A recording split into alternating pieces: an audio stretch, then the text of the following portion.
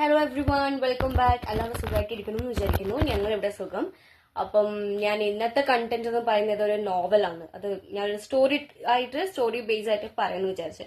അപ്പം നോവലിന്റെ main heading എന്ന് പറയുന്നത് നോവലിന്റെ പേര് കുഞ്ഞെ പുനർജനിക്കൂ, ശലഭമായി പുനർജനിക്കൂ. അതായത് ഇപ്പം നമ്മളിപ്പോ പ്രസന്റ് കേരളയിൽ എന്തൊക്കെ നടക്കുന്നത് നമ്മൾ കുറെ വാർത്ത കേൾക്കുന്നുണ്ട്. കുഞ്ഞിനെ, ചെറിയ പിഞ്ചു കുഞ്ഞിനെ കിണറ്റിലിട്ടിട്ട് അമ്മ, അതും സ്വന്തം അമ്മ 9 മാസം 10 മാസം വയറ്റില് ചുമന്ന് വെച്ച് ആ ജീവന് പുറത്തു വന്നപ്പോ അതിനെ ഇല്ലാണ്ടാക്കി കുറെ സ്റ്റോറീസ് നമ്മൾ കേൾക്കുന്നുണ്ട്. അപ്പം അതൊക്കെ ഭയങ്കര തെറ്റായ ഒരു ഇതാണ്. ഇപ്പം എന്റെ കേസിന് എടുത്തു നോക്ക്. എനിക്ക് ചെറുതിലെ ബേബീസിനെ ഭയങ്കര ഇഷ്ടമാവുക. പക്ഷെ ഞാൻ എന്ത് തെറ്റ് ചെയ്തിട്ടാണെന്നറിയില്ല, എനിക്ക് ബേബി ഒന്നും ആവുന്നില്ല. ഓക്കെ, അത് വിട്ടെ. അപ്പം നമ്മൾ അതിനുള്ള ട്രീറ്റ്മെന്റ് ആണ്. ഇപ്പം കുഞ്ഞിനെ കൊടുത്തിട്ട് ചിലപ്പോൾ ദൈവം പരീക്ഷിക്കും കപ്പിൾസിന് നോക്കുന്നുണ്ടോ ഇല്ലേ. ഇപ്പം കുഞ്ഞിനെ കൊടുത്തിട്ടുള്ള പാരന്റ്സ് ആണെങ്കിൽ അവര് കുഞ്ഞിനെ വേണ്ടെന്ന് വെക്കുക, അബോർഷൻ ചെയ്യാം. ഇതെല്ലാം എന്താ പറയാ, ഭയങ്കര വെടുക്ക ആക്ടാണ് സത്യം പറഞ്ഞത്. ലോന്റെ എന്താ പറയാ, ഭയങ്കര തെറ്റായ ഒരു ഇതാണ്. നമ്മളിപ്പോ നടക്കുന്നതെല്ലാം കേൾക്കുന്നുണ്ട്, കാണുന്നുണ്ട്. പിന്നെന്താ, എത്രയോ മാസമുള്ള കുഞ്ഞിനെ, കൈക്കുഞ്ഞിനെ പൊട്ടക്കിണറ്റില് എറിയ, കൊല്ല, ഇല്ലാണ്ടാക്കുക. അതും മുസ്ലിംസ് പിന്നെ ഹിന്ദുക്കള്, റിലീജിയൻ ഞാൻ പറയുന്നില്ല. ഇന്നത്തെ സൊസൈറ്റി ഇങ്ങനെ എന്തിനാ ചെയ്യുന്ന എനിക്കെന്നറിയില്ല. കുഞ്ഞിനെ നല്ലോണം നോക്കിയിട്ട് അതിനെ വളർത്താവില്ല. നമ്മളെ ഒരു റോൾ മോഡൽ ആവുക, അവരെ റോൾ മോഡൽ നമ്മൾ ആയിട്ട് മാറണം. ഈ വേൾഡില് നമുക്ക് നമ്മളെ കുട്ടികൾക്ക് കൊടുക്കാൻ പറ്റിയ ഏറ്റവും നല്ലൊരിത് ഗിഫ്റ്റ് എന്ന് പറയുന്നത് നമ്മൾ അവരെ നോക്കല. നമ്മളെ കാര്യങ്ങളിൽ അവർക്ക് വേണ്ടിയുള്ള കാര്യങ്ങൾ ചെയ്തു കൊടുക്കുക. അവരിപ്പോ എന്തെങ്കിലും കുർത്ത കളിച്ചാൽ തന്നെ നമ്മൾ പറഞ്ഞു മനസ്സിലായിട്ടില്ലെങ്കിൽ ഒന്ന് ചെറിയൊരു അടി കൊടുക്കാം. അല്ലാണ്ട് നമ്മളിങ്ങനെ ഇത്ര നല്ല ക്രൂരമായ പീഡനം, അതൊന്നും ചെറിയ കുഞ്ഞിനോട്, അത് സ്വന്തം കുഞ്ഞിനോട് ഒന്നും ചെയ്യാൻ പറ്റൂല. അപ്പം ഞാൻ ഇന്ന് പറയാൻ വന്ന സ്റ്റോറി ആ ഒരു ടൈപ്പ് ബേസ് ആയിട്ടുള്ള സ്റ്റോറിയാണ്. അപ്പം മാക്സിമം നമുക്ക് പടച്ചോനെ കുഞ്ഞിനെ തരുമ്പോൾ 2 കൈയോടെ അത് ഹാപ്പി ആയിട്ട് സ്വീകരിക്കാൻ നോക്കുക. ഓക്കെ, അപ്പൊ എല്ലാവരും എന്താ സ്റ്റോറി കേൾക്കുക. കുഞ്ഞെ ശലഭമായി പുനർജനിക്കും. ഭർത്താവിന്റെ ക്രൂര പീഡനത്തിൽ നിന്നും രക്ഷപ്പെടാൻ ഗോരഖ്പൂരിൽ നിന്നും തിരുവനന്തപുരത്തേക്കുള്ള ട്രെയിനിൽ കയറിയ പൂജാത്രി പാടിയെ കമ്പാർട്ട്മെന്റിനുള്ളിൽ വച്ച് മദ്യം നൽകി ഒരു കൂട്ടം ചെറുപ്പക്കാർ ക്രൂരമായി ബലാത്സംഗം ചെയ്യുന്നു. ബോധം വന്നപ്പോൾ ആ ട്രെയിനിലുണ്ടായിരുന്ന സുനിൽ ശർമ്മ അവൾക്ക് തുണയായി. കായംകുളത്തെ ഒരു മൊത്ത വ്യാപാര കടയിലെ ജീവനക്കാരനായിരുന്നു അയാൾ. അവളെ അയാൾ കൂടെ കൂട്ടി. സുനിലിന് ഭാര്യയും മക്കളും ഉണ്ടായിരുന്നെങ്കിലും അവർ ഭാര്യ ഭർത്താക്കന്മാരെ പോലെയാണ് താമസിച്ചത്. എന്നാൽ സുനിലിന്റെ കൂട്ടുകാരൻ അമീർ ഖാനും പൂജയും അടുപ്പത്തിലായി. വിവാഹം കഴിക്കാമെന്ന് തീരുമാനമെടുത്തപ്പോഴേക്കും പൂജ ഗർഭിണിയായി. ശിവാനി എന്ന് കുഞ്ഞിന് ജന്മം നൽകി. എന്നാൽ ശിവാനിയെ ക്രൂരമായി ഉപദ്രവിച്ച് കൊലപ്പെടുത്തി കൊല്ലം അയീക്കൽ പുലിമുട്ടിൽ ഉപേക്ഷിക്കുന്നു. പോലീസ് നടത്തിയ അന്വേഷണത്തിൽ ആദ്യം അമീർ ഖാൻ പിടിയിലായി. പിന്നാലെ ഗോരഖ്പൂരിലേക്ക് രക്ഷപ്പെടാൻ ശ്രമിച്ച സുനിലും പൂജാത്രിപാടിയും പിഞ്ചു കുഞ്ഞിനെ കൊലപ്പെടുത്താൻ മാത്രം പക പ്രതികൾക്ക് എങ്ങനെയുണ്ടായി? ഇൻസ്പെക്ടർ KS ഉദയഭാനു തയ്യാറാക്കിയ അന്വേഷണ റിപ്പോർട്ട് ഞെട്ടിക്കുന്നതായിരുന്നു.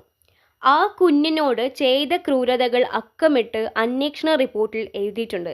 ശലഭങ്ങളെപ്പോലെ പാറി നടക്കുന്ന ഒരുപാട് കുഞ്ഞുങ്ങളുള്ള നാട്ടിൽ 1.5 വയസ്സിനുള്ളിൽ അവൾ അനുഭവിക്കേണ്ടി വന്ന എല്ലാ വേദനകൾക്കും മനുഷ്യനെന്ന നിലയിൽ ഞാൻ പകച്ചുപോയി. മദ്യലഹരിയിൽ പൂജയും സുനിലും ചെയ്തത് അത്രയും കഠിനമായ ദേഹോപദ്രവങ്ങളായിരുന്നു. മനഃപൂർവ്വം കുഞ്ഞിനെ തറയിലേക്കിടും, ചുമരിലേക്ക് എടുത്തടിക്കും. ശരീരമാസകല മുറിവുകളായിരുന്നു. സുനിൽ ഒരു ദിവസം കട്ടിലിൽ നിന്ന് കുഞ്ഞിനെ ചവിട്ടി തറയിലേക്കിട്ട് തെറിച്ച വീണ കുഞ്ഞിന്റെ വലത് കൈയിലെ അസ്ഥിക്ക് പൊട്ടലുണ്ടായി. വേദന സഹിക്കാൻ വയ്യാതെ 2 ദിവസമാണ് കുഞ്ഞ് കരഞ്ഞത്. ഒടുവിൽ കായംകുളം സർക്കാർ ആശുപത്രിയിൽ കാണിച്ച് കട്ടിലിൽ നിന്ന് വീണെന്നാണ് പൂജ ഡോക്ടറോട് പറഞ്ഞത്. എല്ലാ മുറിവുകളും അങ്ങനെ ഉണ്ടായതാണെന്ന് ഡോക്ടർ വിശ്വസിച്ചില്ല. വലത് കൈയിന്റെ പരിക്കും ശരീരത്തിലെ മറ്റ് മുറിവുകൾക്കും തമ്മിൽ ദിവസങ്ങളുടെ വ്യത്യാസമുണ്ട്. സംശയം തോന്നിയപ്പോൾ ആലപ്പുഴ സർക്കാർ മെഡിക്കൽ കോളേജിലേക്ക് റഫർ ചെയ്തു. ആലപ്പുഴ മെഡിക്കൽ കോളേജിലെ അസ്ഥിരോഗ വിഭാഗത്തിലെ ഉത്തരേന്ത്യക്കാരനായ ഡോക്ടറുടെ മുന്നിലേക്കാണ് ശിവാനി എത്തിയത്. കുഞ്ഞ് നിർത്താതെ കരയുന്നത് കണ്ട് ആശുപത്രി ഡ്യൂട്ടിയിലുണ്ടായിരുന്ന പോലീസുകാരൻ പൂജയെ വിളിച്ച് കാര്യം അന്വേഷിച്ചു. അയാളുടെ കുഞ്ഞിൻ്റെ പേരും ശിവാനി എന്നായിരുന്നു. അതോടെ പോലീസുകാരന് കുഞ്ഞിനോട് വാത്സല്യമായി. അസുഖവിവരം പറയാൻ ഭാഷ പ്രശ്നമായാലോ എന്നോർത്ത് ആ ഉദ്യോഗസ്ഥൻ അവരെ ഹിന്ദി സംസാരിക്കുന്ന ആ ഡോക്ടറിനെ മുന്നിൽ എത്തിച്ചു.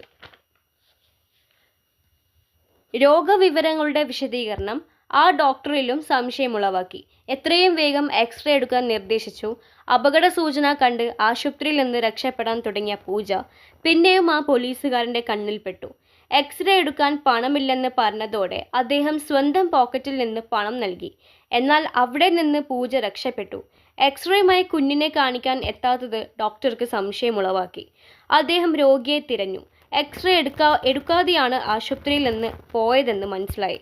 ഡോക്ടർ പോലീസിൽ റിപ്പോർട്ട് ചെയ്തു. അതും തെളിവായി മാറി. വീട്ടിലെത്തിയ പൂജ ത്രിപാഠിയും സുനിലും ഇത്രയൊക്കെ കഠിന പീഡനങ്ങൾ ഏൽപ്പിച്ചിട്ടും കുഞ്ഞ് മരിക്കുന്നില്ലല്ലോ എന്ന കടുത്ത നിരാശയിലായിരുന്നു.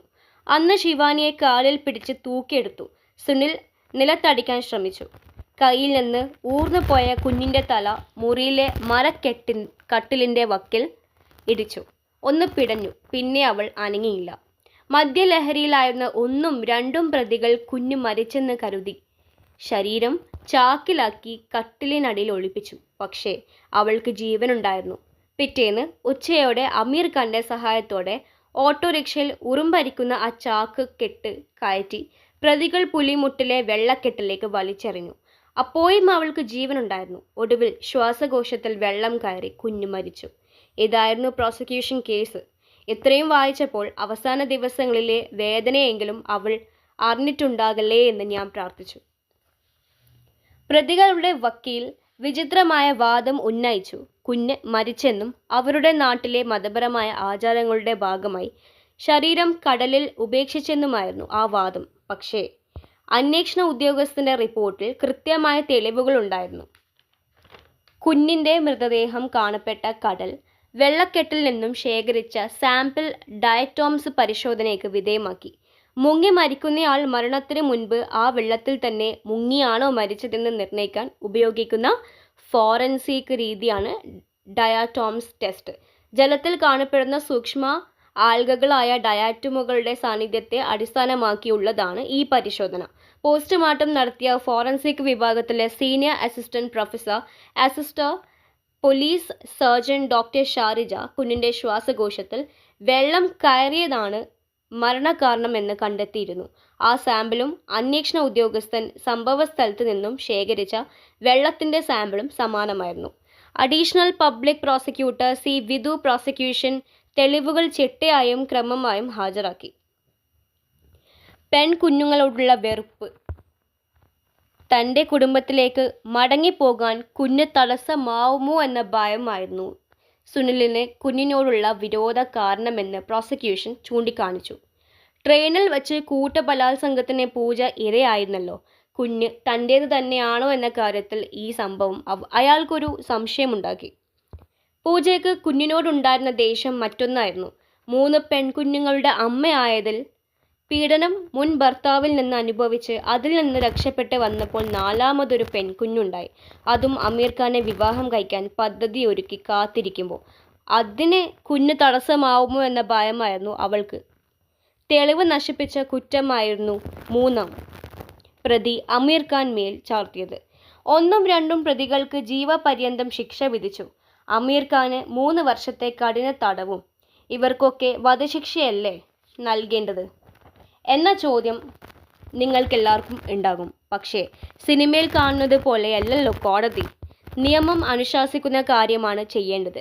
അപൂർവങ്ങളിൽ അപൂർവമായ കേസെന്ന പരിധിയിൽ ഇത് വരില്ല. ശിവാനി ഒരു രക്തസാക്ഷിയാണ്. മകളായി പിറന്നത് കൊണ്ട് ക്രൂരത അനുഭവിക്കുന്ന ഒരുപാട് കുഞ്ഞുങ്ങളുടെ പ്രതിനിധി. പെൺമക്കളെ ഭാരമായി കാണുന്ന ചിന്ത എന്നാണ് ഇവിടെ നിന്ന് മാഞ്ഞു പോകുക.